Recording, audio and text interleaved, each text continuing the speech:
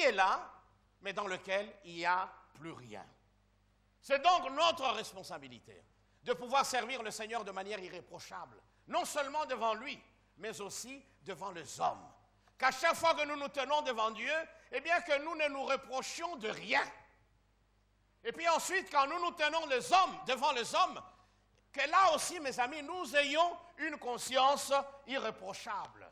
Mais cette conscience irréprochable, mes amis, n'arrive pas au hasard dans chacun de nous. Ce n'est pas quelque chose qui peut nous tomber sur la tête, comme ça par hasard, après un long jeûne, je ne sais de combien de jours, après qu'on vous ait imposé les mains, et puis tout d'un coup, eh bien, la conscience pure tombe sur vous, fini, formidable. Ah, ma conscience est devenue pure. C'est donc un travail de tous les jours. Car nous allons voir, il y a des choses de nature à souiller notre conscience. On en a parlé tout au long de la semaine, à l'occasion de notre séminaire consacré à l'esprit de Bélial. Nous avons vu comment cet esprit arrive à créer un environnement malsain. Un environnement, qui empêche à l'action de Dieu de s'épanouir au milieu de nous. Voyez? Il travaille pour souiller notre conscience. Et si nous ne faisons pas attention, si nous n'alimentons pas régulièrement notre conscience, si nous ne la mettons pas de manière régulière en face de la présence de Dieu, de la pensée de Dieu, cette conscience, eh bien, sera, si vous voulez, façonnée par d'autres pensées que celles de Dieu. Elle réagira en fonction de ces pensées-là, car une conscience s'éduque. Voyez-vous? Elle réagit en fonction des impulsions, des stimuli qu'elle reçoit. C'est ce qui fait que certaines personnes, eh bien, commettent des péchés abominables, mais leur conscience ne leur accuse pas. Ils ont été façonnés par leur culture. Voyez-vous? Leur conscience a été éduquée d'une certaine manière. Et quand ils agissent de cette manière-là, ben, ils ne se reprochent de rien. Voyez? Il y a des gens qui sont malades, des psychopathes ou des sociopathes, qui tuent de sang-froid et qui n'éprouvent aucun sentiment, aucune émotion. Voyez-vous? C'est souvent des gens qui viennent des familles dysfonctionnelles, des gens qui n'ont pas connu l'amour, le vrai amour paternel et maternel, qui soit ont fait l'objet de toutes sortes de maltraitances, ont connu toutes sortes de violences dans leur prime enfance, et ces gens finissent par développer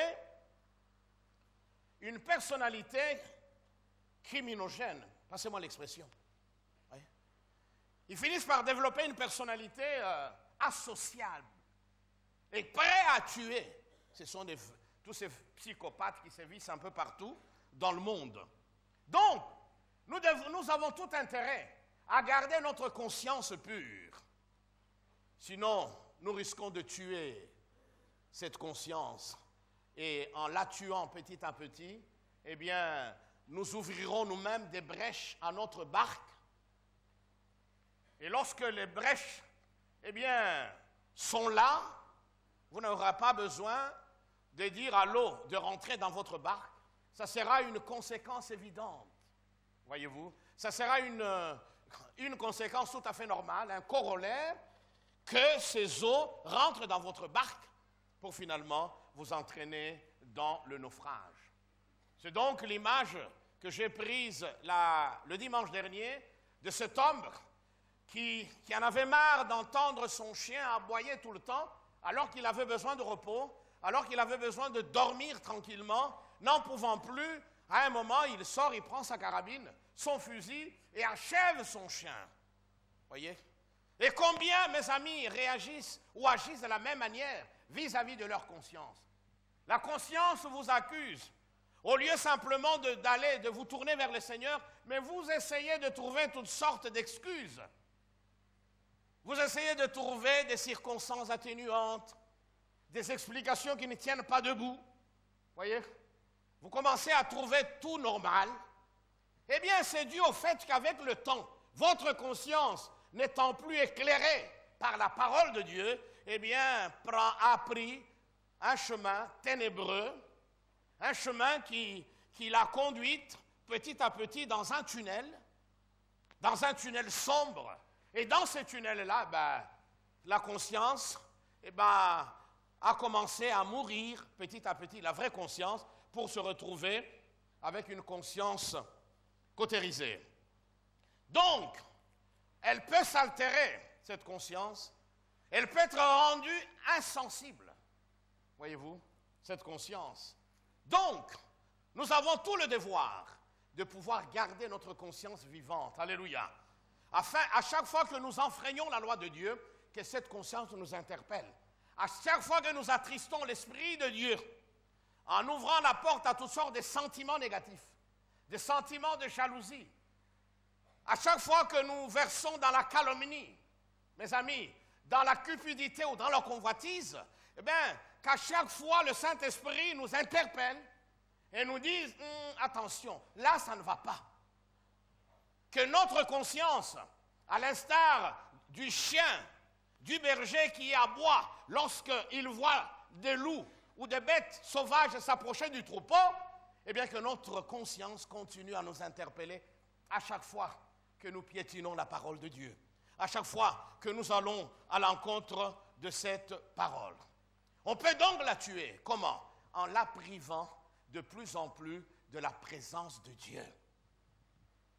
Lorsqu'on demande aux gens, mes amis, d'être réguliers aux activités de l'Église, lorsqu'on demande aux gens, mes amis, d'avoir une vie de prière régulière, ce n'est pas seulement parce que cela fait plaisir à Dieu, mais c'est aussi parce que c'est vital pour nous. Quand nous avons une vie de prière régulière, eh bien, à chaque fois que nous entrons dans la présence du Seigneur, nous permettons à sa présence de pouvoir, eh bien, rendre notre conscience de plus en plus vivante. Alléluia. La rendre capable d'être en phase avec lui, capable de réagir à chaque fois qu'il y a une mauvaise pensée qui nous visite. Voyez? Autrement, nous risquons, tout en venant à l'église tous les jours, de continuer à entretenir des sentiments négatifs dans le cœur. C'est ainsi qu'on trouve, même parmi les chrétiens, des gens abominables. Voyez, comme nous l'avons vu tout au long de la semaine. On trouve parmi les enfants de Dieu certaines pratiques répréhensibles. Les gens font des choses tout en sachant que ces choses sont mauvaises. Voyez, il y en a qui ont tué leur conscience. C'est ainsi qu'écrivant aux Corinthiens, Paul leur dit, dans 1 Corinthiens chapitre 5, verset 1er, il dit, mais c'est ainsi que nous apprenons qu'il y a parmi vous une inconduite sexuelle, une inconduite telle qu'on n'en trouve même pas chez les païens. Et comme je vous l'avais dit, le terme traduit dans nos versions françaises par inconduite, c'est le terme pornéa qui a donné pornographie. On en a parlé. Voyez, combien peuvent se tenir devant Dieu sans que leur conscience leur reproche que hier, toute la nuit, devant leur écran téléviseur. Comment voulez-vous, mes amis, marcher avec une telle conscience et prétendre aller de gloire en gloire? Ce sont des choses, mes amis, qui tuent la conscience. Toutes ces pratiques, toutes ces choses, ces images obscènes, scabreuses, impures, finissent par souiller nos pensées et par altérer notre conscience. Et commencer à trouver normal certaines choses. On tripote un peu à gauche, ou on tripatouille des documents comptables de sa société. Voyez, on dit, mais bon, faisons ceci, le patron ne se rendra pas compte. Mais si le patron ne peut pas se rendre compte parce que tu as l'art de manipuler les chiffres, tu as l'art, tu maîtrises très bien tout ce qui est comptabilité, tout ça, il y a au moins un au-dessus qui lui voit tout, qui voit et observe toutes ces manœuvres obscures, toutes ces manœuvres charnelles. Et lui qui voit tout, eh bien, ne peut pas accepter cela. Et en le faisant, eh bien, tu es en train toi-même de contribuer à tuer ta conscience, à la rendre, mes amis, insensible à Dieu. Voyez? Combien de gens ont quitté l'Église? Tout simplement parce qu'ils ne pouvaient pas accepter, tolérer qu'on épingle, qu'on parle de certains péchés. Je me souviens, il y a des années d'ici, un pasteur était de passage, nous nous sommes vus quelque part, dans un autre pays, nous étions tous appelés à intervenir pour prêcher, et je me souviens, je parlais avec lui, et il me dit, mais vous savez, pasteur, il faut arrêter un peu de prêcher contre tous ces Congolais qui vont à l'étranger, qui mentent, qui ont des problèmes avec le gouvernement, qu'ils avaient giflé Mobutu et tout ça. Oui, mais pour essayer de trouver un séjour. Il y a la misère au pays, les gens fuient. Vous vous rendez compte? Quelle que soit leur raison, nous devons toujours privilégier la vérité. Car le mensonge, tôt ou tard, finit toujours par créer une situation de déséquilibre en nous. Donc, il ne fallait plus prêcher.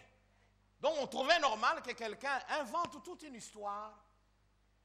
Voilà, j'ai fui mon pays parce que le chef de l'État m'avait pris ma femme et tout ça. J'ai fui mon pays parce qu'à un moment, j'ai manifesté pour la liberté d'expression, d'opinion et tout ça. Et puis un policier est venu, il m'a pris, on m'a amené dans un truc obscur où je suis resté 3 mois, je ne savais pas où. Et puis ceci, je fui, j'ai pris la pirogue, etc. Et puis voilà, je suis là. Il y a des gens.